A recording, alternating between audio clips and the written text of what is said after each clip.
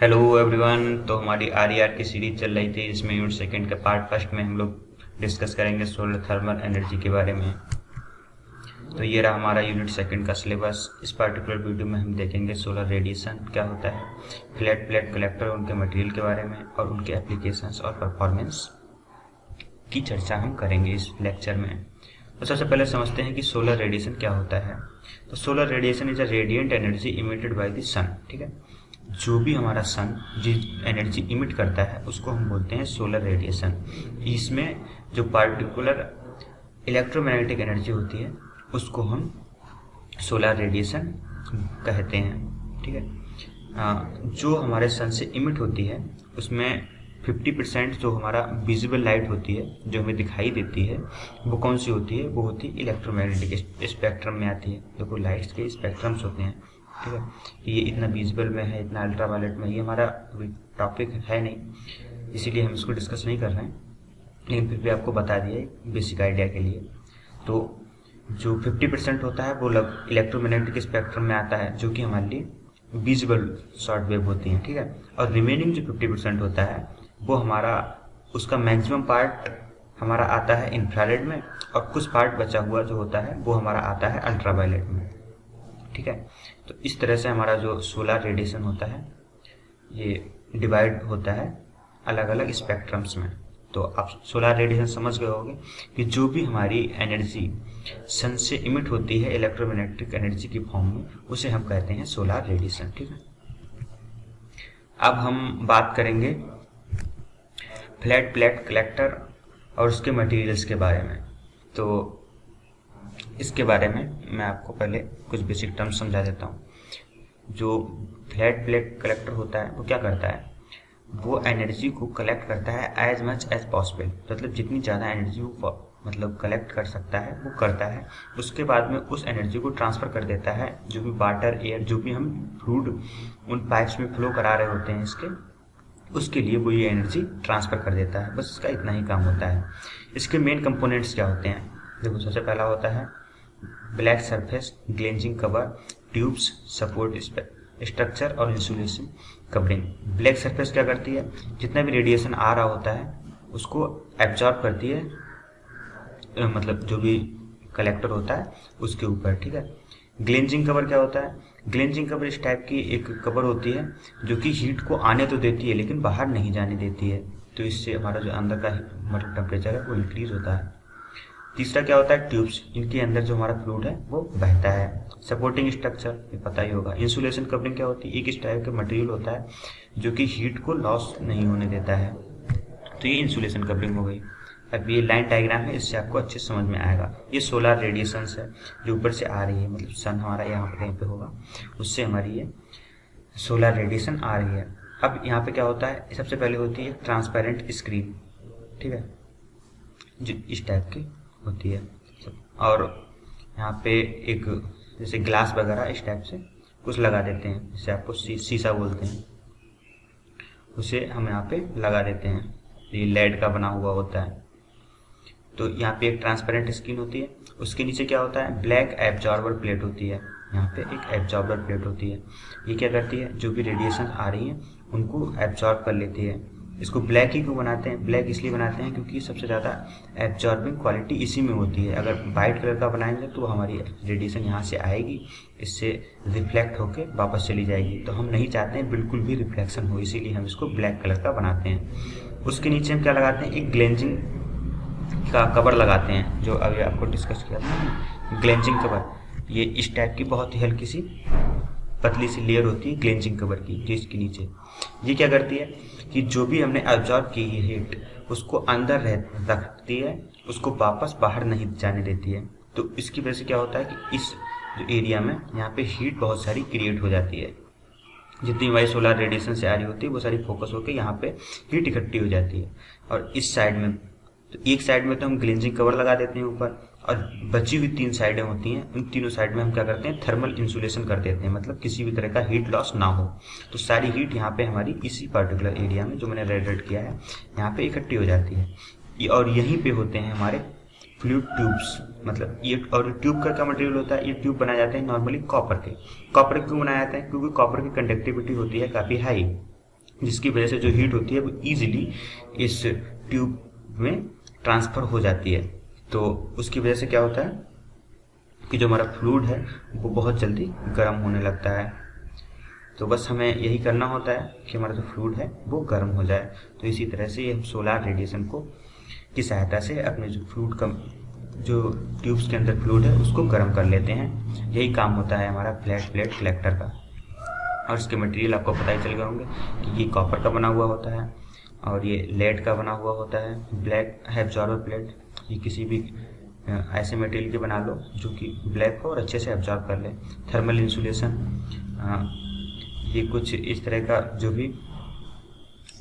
भी मटेरियल हो हमारा जो कि हीट को कंडक्टिविटी सबसे कम हो उसका हम बनाते हैं। जैसे ब्रिक्स वगैरह यहाँ पे हम लगा सकते हैं अगर ये हम मास स्केल पे यूज़ करें तो।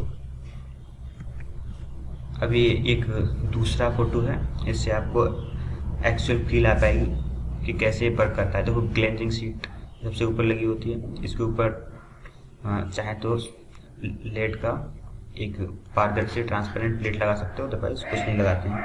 ठीक है, यहाँ से हमारा वाटर इन होता है और एक तरफ से वाटर आउट होता है। ठीक है, बीच में हमारी जो प्लेट्स होती हैं इनको इस तरह से फैलाया हुआ होता है, जो कि यहाँ से जो पानी होता है हमारा पहले ये हीट होता है फ्लूइड के अंदर बह रहा होता है, तो जो यहाँ पर से हीट होती है वो इस फ्लूइड को हीट कर देती है। तो इसी तरह से ये जो फ्लूइड होता है हमारा हॉट हो जाता है। अब बात करते हैं कलेक्टर की परफॉर्मेंस में, क्योंकि हमारे सिलेबस में एक अलग से मेंशन है। तो थर्मल परफॉर्मेंस किसी कलेक्टर की किससे कैलकुलेट करते हैं? First law of energy balance, जो एनर्जी बैलेंस का प्रथम नियम होता है उसके हिसाब से ही हम किसी कलेक्टर की परफॉर्मेंस कैलकुलेट करते हैं। तो फर्स्ट लॉ ऑफ थर्मोडायनामिक्स पता ही होगा आपको, ठीक है। और सिंपल फ्लैट प्लेट कलेक्टर जो होता है instantaneous steady state energy balance पे वर्क करता है। तो सबसे पहले देखो एनर्जी बैलेंस कैसे करोगे, जो भी यूजफुल एनर्जी है आपने गेन की है वो क्या होगी, टोटल एब्जॉर्ब की कितनी है कलेक्टर ने, और जो बची हुई मतलब जितनी भी हीट हमने लॉस की है कलेक्टर में, उन दोनों का जो डिफरेंस आएगा वही हमारी होगी यूजफुल एनर्जी। ठीक है, अब इसको थोड़ा हम न्यूमेरिकल पॉइंट ऑफ व्यू से समझते हैं। देखो एब्जॉर्ब्ड एनर्जी कितनी होगी, AC/FR × S। देखो AC क्या होता है, इसको इस तरह से लिखना, ये वहाँ पे लिखना मेरी टाइपिंग काफ़ी दिक्कत हो रही थी इसलिए नहीं लिख सकते, तो E सफिक्स में C। ठीक है, AC क्या है, कलेक्टर एरिया, एरिया का जो कलेक्टर का एरिया है उसको हम बोलते हैं ये सफिक्स C। इसकी यूनिट क्या होती है, मीटर स्क्वायर, ये है मीटर स्क्वायर। ठीक है, इनटू FR।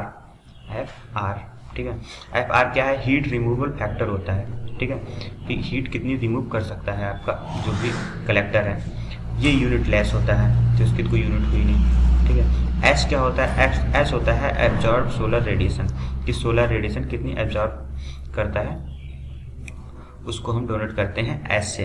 इसकी यूनिट होती है जूल पर मीटर स्क्वायर, ये है जूल पर मीटर स्क्वायर, ये इस तरह से लिखी जाएगी। ठीक है, तो ये तो हो गई हमारी एब्जॉर्ब एनर्जी हो गई। अब हम बात कर लेते हैं लॉस्ट एनर्जी, मतलब हमारा जो सोलर कलेक्टर है वो कितनी एनर्जी को लॉस कर देगा।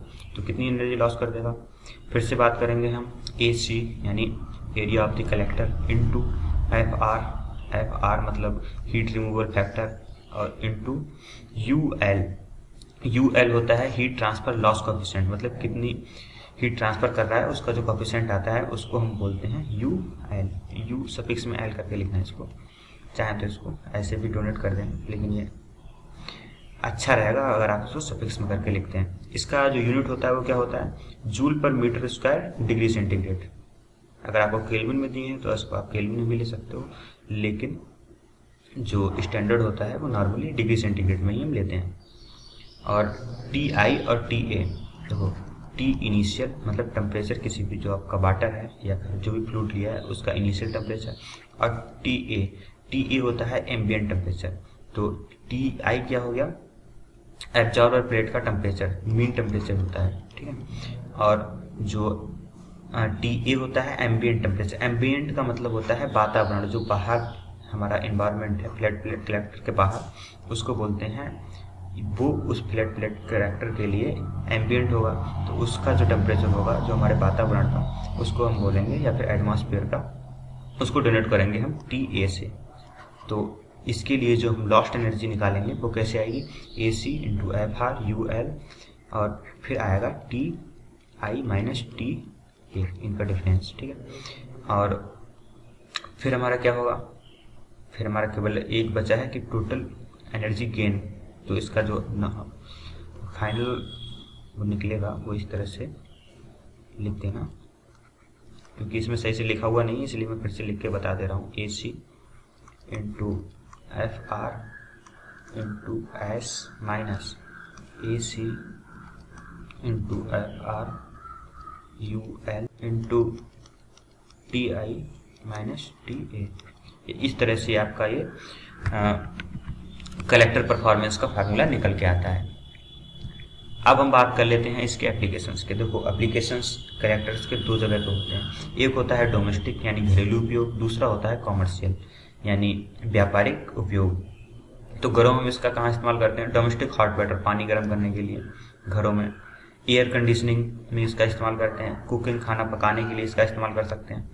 और जो कॉमर्शियल एप्लीकेशंस होते हैं वो कौन से होते हैं, लॉन्ड्रोमेट्स मतलब बड़ी बड़ी चटाइयों को धोने के लिए, कार वॉशेस, ठीक है, मिलिट्री लॉन्ड्री फैसिलिटीज़, मिलिट्री की जो कपड़े वगैरह धोने की जो फैसिलिटीज़ होती हैं उनमें इस्तेमाल करते हैं। स्पेस हीटिंग, कोई एरिया अगर आपको गर्म रखना हो उसके लिए इस्तेमाल करते हैं। पावर जनरेशन, बिजली पैदा करने के लिए हम उसका करते हैं। और वाटर पंपिंग, कहीं से हमें पानी खींचना हो तो उसके लिए भी इसका इस्तेमाल करते हैं। सो धन्यवाद। आई होप सारे डाउट आपके क्लियर हुए होंगे। अगर आपको फिर भी कोई समस्या है तो आप उसे कमेंट सेक्शन में मुझसे पूछ सकते हैं, और इस वीडियो की PDF जो है आपको डिस्क्रिप्शन बॉक्स में मिल जाएगी, आप वहाँ से डाउनलोड कर लीजिए। धन्यवाद।